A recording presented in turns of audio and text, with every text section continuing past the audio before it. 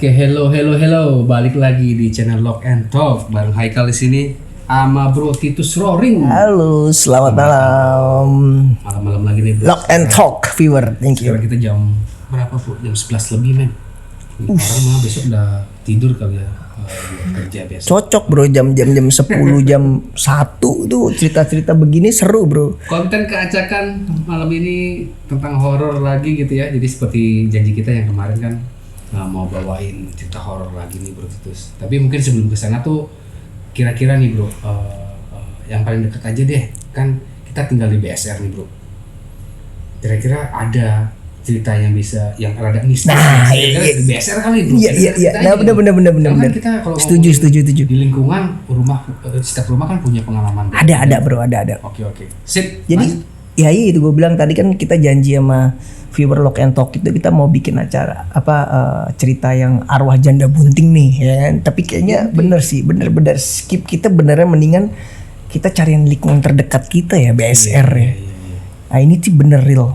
Soalnya setahu gua kan kalau di BSR ini kan dulunya kan ini ya rawa, bener rawa bener. Jadi ini pas banget nih, kebetulan gue punya cerita dari temen gue, tapi mungkin source temen gue mungkin namanya nggak gue sebutin lah ya, kita pakai nama samaran, tapi ini fakta bro.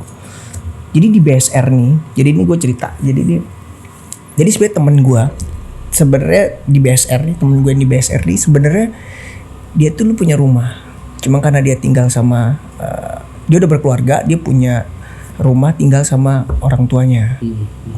Nah dia udah tinggal lama beberapa tahun. Nah di bloknya dia itu ternyata ada rumah yang dijual bro. Ada rumah yang dijual dan cukup murah.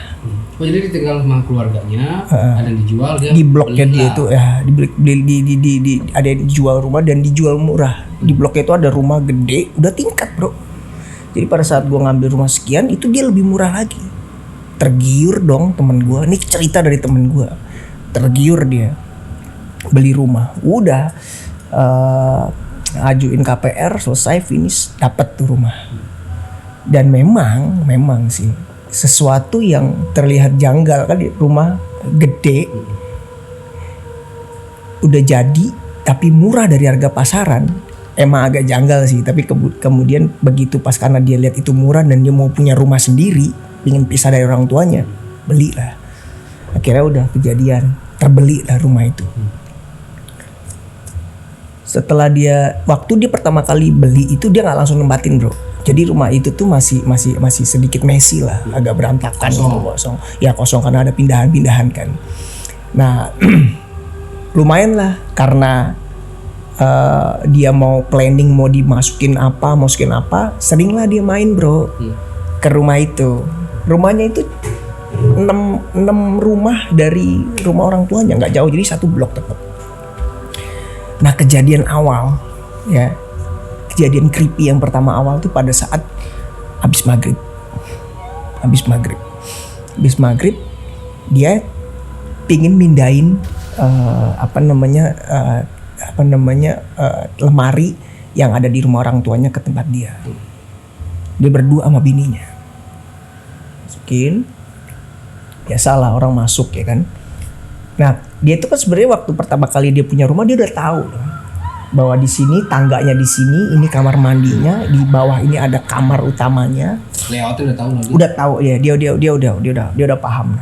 Nah dia begitu dia masuk, lo tau nggak? Dia dicerita sama gue, merinding bro, pertama kali merinding. Dia bingung waktu itu kan, loh kenapa merinding? Padahal pertama kali waktu dia masuk nggak ada apa-apa, cuma merinding doang, merinding. Udah kejadian itu akhirnya begitu dia masuk. Dia taruh tuh tempatnya di pojok. Dia masih inget banget bahwa posisinya dia itu taruh lemarinya itu di pojok deket kamar utama. Jadi nggak di kamar utama bro. Jadi di luar itu ada kamar mandi, kamar utama. Ya di lantai bawah. Dia nggak belum ke atas. Tapi dia pernah waktu sebelum beli dia cek semuanya overall oke. Cuman dia taruh. Setelah itu udah dia cabut. Besok pagi ya biasalah istrinya itu ini bro. Ya bersihin lah, karena kan dia mau planning mau dimasukin barang-barang. Lu tau Brad, lemari yang dia taruh di deket kamar itu Itu ada di luar, Bro. Ada di luar garasi, men. Itu kaget loh. Disangka ada maling yang mau coba untuk ngambil tuh lemari.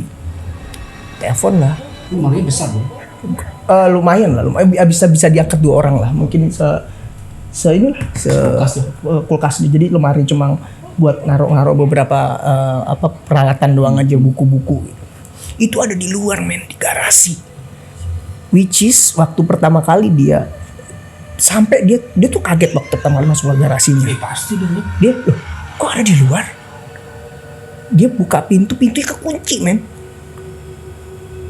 Pintunya kekunci. Itu di luar nalar, dia telepon suaminya. Mas, aku gini nih, ceritain kejadiannya ada di luar. Akhirnya malamnya suaminya pulang. Cek lagi. Akhirnya dibawa masuk lagi di tempat yang biasa lagi. Itu kejadian pertama. Nah, setelah itu beberapa bulan akhirnya rumah itu udah diisi, bro. Tadi itu kejadian pertama tuh. Itu ya memang pertama dia merinding, kedua ada pindah lemari. Ya udah, akhirnya dia mulai menempati itu. Bawa anak-anaknya. Nah, ceritanya ini gue dapet. Jadi mungkin dia udah mengalami beberapa kejadian mistis banyak, bro. Di rumah itu atau sebelumnya? Enggak, di rumah itu. Di rumah itu dia itu waktu dia tinggal dia sering banget mengalami kejadian mistis. Akhirnya dia mengadakan ritual pemberkatan ala Katolik gitu. Nah, di situ dia cerita bahwa nah itu kejadian mistis lainnya itu. Jadi waktu dia tidur, mereka semua tidur di atas itu. Itu semua tuh di atas tuh ada kegiatan, bro. Di lantai 2 itu? Di lantai 2 itu. Kegiatan duk. Di situ dia cerita tuh. Di tempat tempat dia, kalau di tempat gua kan ada misa ya. Namanya misa, itu misa pemberkatan. Nah, di situ dia cerita tuh, kenapa kok saya ada keinginan untuk memberkati rumah gitu kan. Ya memang sebenarnya wajib lah. Gue juga dulu di rumah gue nggak ada kejadian ataupun tidak ada kejadian, tetap pemberkatan rumah lah, ada doa gitu loh. Nah, di situ dia cerita sampai ada kejadian di atas tuh kayak ada kegiatan. Karena banyak takut. Orang atau kayak apa? Pasar? Enggak kayak pasar. Jadi kayak ada orang berjalan tapi langkahnya itu mungkin nggak lebih dari 2 orang. Kira naik ke atas tuh sama suaminya. Nggak ada apa-apa, men. Mereka emang nggak nempatin di atas posisinya. Dia kena kamar utamanya di bawah. Yes. Dia nggak ada apa, jadi posisinya udah nggak ada. Nah, udahlah setelah itu, udahlah diabaikan aja. Dan itu sering loh terjadi. Saking seringnya mereka udah nggak menganggap, udahlah, yang penting nggak ganggu. Ada loh. Jadi ada orang. Sebenarnya itu yang gue jadi orang tuh ada dia. Kalau lu kejadian punya rumah, pemiliknya diganggu ditakutin. Kalau misalnya dia nggak ngerasa terganggu, didiemin, bro. Ada tipikal kayak gitu. Yes, ada tipikal juga yang kedua. Wah, dipanggil lah, paranormal suruh ngusir. Nah, itu ada. Tapi temen gue nih salah satu orang, ya udahlah, biarin aja lah. Dia bilang itu sering kejadian. Nah, yang bikin dia agak akhirnya memberanikan diri untuk melakukan pemberkatan rumah secara dini, buru-buru, itu yang lebih parah lagi. Jadi istrinya habis maghrib gitu ya, sekitar mungkin jam 6:30 atau jam 7, nyapu, men. Ini dia udah nempatin. Nah, terus dia tuh ngelihat, loh, kan di depannya dia itu kan kayak ada kebun gitu kan, kebun itu. Itu ada anak kecil, bro, naik sepeda. Maghrib. Logikanya logikanya pas maghrib harusnya orang kan di dalam rumah lah ya. Naik sepeda, men. Warna kuning, bajunya kuning, tangan sepedanya kuning. Tempat loh. Di terasnya, bro. Di teras, bukan di jalan. Di teras. Dia sampai karena mungkin dia baca waktu itu, dia cerita di situ, dia doa Bapa Kami, doa Salam Maria di situ. Wah, itu dia tutup pintu. Begitu dia lihat ada orang itu, dia nggak ngeliat muka anaknya itu sambil gini. Tutup pintu, jebret. Itu kejadian yang paling benar-benar istrinya ngelihat nyata. Ya gitulah akhirnya Makanya dia cerita akhirnya dia melakukan istilahnya pembersihan lah rumah ya kan. Tapi kenapa? Apa ada sejarahnya nggak sih yang lo tahu kenapa bisa terjadi seperti itu? Atau memang areanya mungkin di blok mana sih Bo? Di daerah RT. Deket kali dong, mana kali dong? Yes, that's it man. Emang itu sih emang lumayan serem sih. Creepy juga sih. Emang creepy sih. Itu creepy banget man. Jadi gua nggak tahu ya di acara pemberkatan itu dia tidak menceritakan sejarah. Dia nggak nanya dengan pemilik sebelumnya kenapa dijual atau apa ya kan. Tapi dia mengalami hal mistis seperti itu. Nah, memang sih di situ tuh lumayan bro, lumayan serem. Lumayan serem pak. Kan banyak rumah di Besar tuh banyak lama ditinggal kosong ya nggak sih? Betul. Apa karena itu atau sejarah di belakang itu nggak tahu gitu. Kan beberapa orang itu kalau misalnya yang lewat di blok RT 5 itu yang ada kalinya itu kan di BSR tuh sering bro itu kedengeran di bambu kan ada bambu tuh kali ada bambu. Itu bambu. Iya. Suara lu. Serem bro. Anjing karena itu yang buat tuh yang jadi sebenarnya serem banget. Nah itu salah satu cerita pendek kejadian real yang ada di rumah BSR.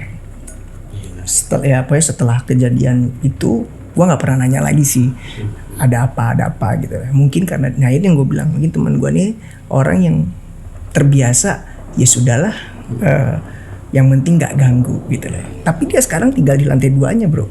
Jadi dia bikin kamar utama di sana lantai 2. Besok kan belum ada cerita apa-apa tambahan lagi lah. Karena udah hitungannya dia udah deh lu nggak ganggu, gue nggak ganggu. Tapi kalau gue nggak bisa men. Ini siapa yang? Gue nggak bisa kayak gitu men. Gue nggak tahu deh ya nggak sampai gue apa ya. Gue di tempat yang gue alami ini nggak pernah ada kejadian. Cuma kalau gue jadi tipikal kayak temen gue nih, mungkin Lu jual gue jual lewat Wawan bro, cepet bro. Jual BSR bro. Yoi, the best bro. Itu yang gue bener-bener nggak habis pikir gitu loh. Gue sampai temen, tapi kayak buktinya sampai sekarang masih tinggal dan fine aja mereka. Ya, mungkin karena orang yang pemberani ya. Kalau gue kan mungkin gue suka cerita horor, tapi gue termasuk orang yang sebenarnya agak scary orangnya. Iya. Gue agak scary bro. Merinding cerita. Itu banyak kejadian sih daerah di sana itu banyak kejadian. Cuma kalau di daerah kita ini nggak pernah ada ya blok atau. Belum tahu juga kali. Saya tuh siapa kali? Om Alek kali ya. Om Alek kan sering tahu. Nah, lu boleh tuh kapan-kapan masukin narasumbernya yang bener-bener stay lama. Dia kan orang lama tuh. Beda sama kita kan orang-orang baru bro. Udah cukup deh terus. Horor udah jam 19 break. Nextnya kita bawakan lagi cerita horor selanjutnya gitu. Tapi pembelajarannya bahwasannya ya itu kita mah balik lagi kita harus memang istilahnya astral ya. Makhluk astral itu memang ada ya sebenarnya dia ada. Cuma alam goib. Ya alam goib ya. Alam goib itu emang ada. Cuma ya banyak orang yang sebenarnya sudah terbiasa dengan itu. Ada yang orang tidak mau berhubungan sama itu karena dia takut. Nah itu jadinya. Jadi bagaimana kita menyikapinya masing-masing aja sebenarnya. Oke. Thank you udah mantengin Lock and Talk. No. See you in the next video. Thank you. Keep creepy. Creepy. Peace. Thank you guys.